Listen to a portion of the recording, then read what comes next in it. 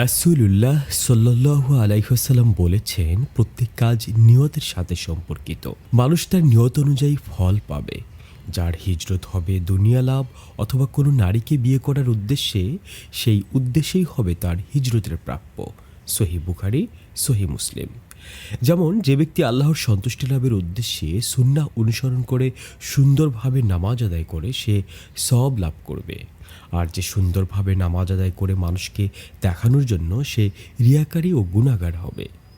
যে কোনো দরিদ্রকে আল্লাহর সন্তুষ্টি লাভের উদ্দেশ্যে দান করবে, সে সওয়াব লাভ করবে।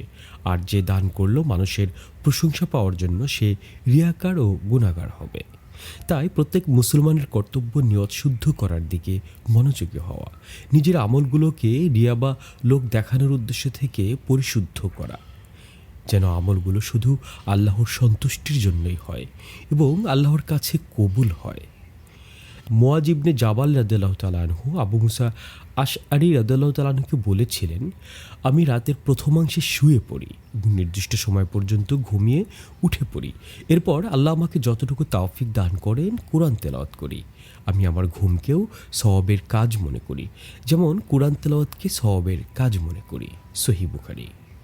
মুসান্নাফে ইবনে আবি শাইবার একটি বর্ণনা এসেছে, তিনি বলেছিলেন, আমি রাতের প্রথম ভাগে ঘুমিয়ে শেষ ভাগে ইবাদতের জন্য শক্তি অর্জন করি এবং আমি আল্লাহর কাছে আমার ঘুমের জন্য সওয়াব আশা করি, যেমন জাগরণের জন্য সওয়াব আশা করি। শাহ মোহাম্মদ ওয়ালিউল্লাহ, তরঙ্গ টিভি।